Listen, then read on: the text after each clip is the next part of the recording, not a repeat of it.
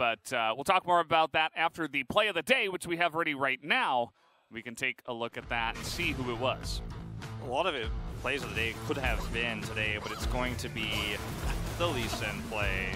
It's actually very recent. Usually these don't actually get made this quickly at the end of a game like this, but I think production really wanted to highlight, as our observers did, Rascal basically 1v4ing in the back line here onto Henna because he was fed, and that's just how it is.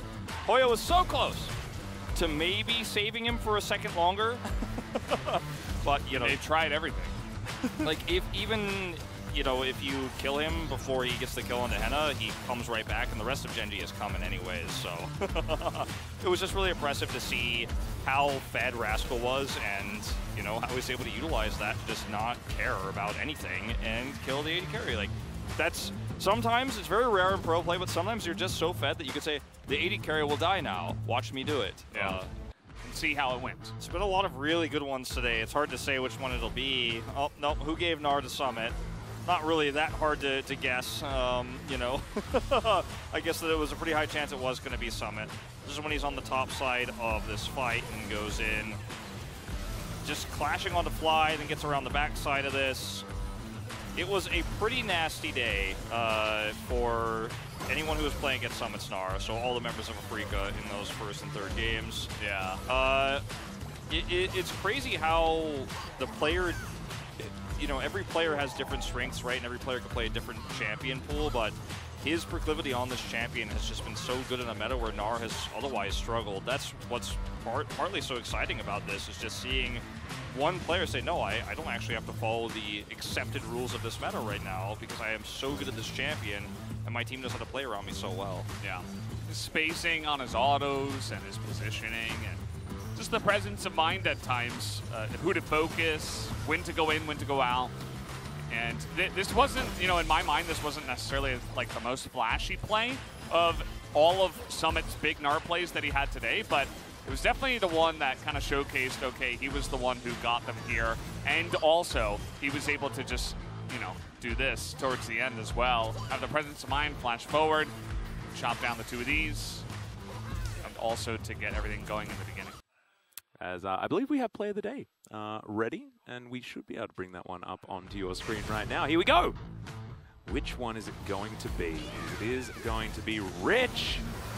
Getting that sickly Sin kick over the wall. Love it. And it was a big day for Rich. Yeah. Because back-to-back POGs for the man.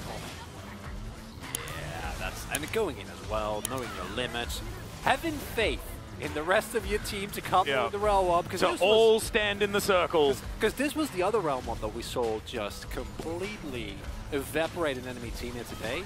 And I think that, yes, you can look at this and go, like, oh, don't want Kia, but no, Nongshim just played really well, and Nongshim have been playing well. Gory has been a fantastic addition to the team, and if Rich can shore up his problems, can play like he played today every single day, Nongshim is a top-tier playoff team right now, which is, that's insane if you look at Spring, right? But you change a player, you change the form of a player that we know has what it takes to succeed at the highest level of gameplay. Yeah. Just not in this one yet, but he can get there. And we know that he has the mentality and mindset in order to be that champion, right? And we also know that it can last a long time. You guys were MVP Black fans or Gen G fans over in that other game that he happened to play. Whoa, which game is it going to be from? I don't even know. It's been a lot of them today. It's going to be from the last series, Follow My Lead from Summit. Yeah. Summit just 1v3 in with the help of some true shot barrages. This was so beautiful.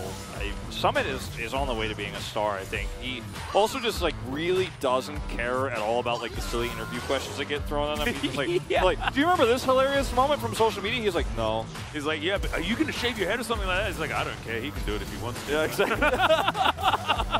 I actually really appreciate that about it because it suits, his personality suits his playstyle so well. It's been a lot of big ones. See from which series it's actually going to come from, as it will be from our last one, of course. Don't say sorry, I'll just carry. Can't. Wise words. Words of wisdom as he pops over this wall and just ends Gen G's hopes and dreams. He's just waiting. There we go. For exactly the right moment. And This is so pivotal because even if you don't get ruler cleared and life, basically immediately ended, right? And there's not really a lot they can do. Life stays alive for a little bit longer, and then the fact that he lives here, I think order. Yep, that was an order cancel. Oh no. Yeah. Would have not changed anything. No. Let's make that very clear. Oh, what a... And now somehow, as we were talking about before, Damwon Kia find themselves in second place.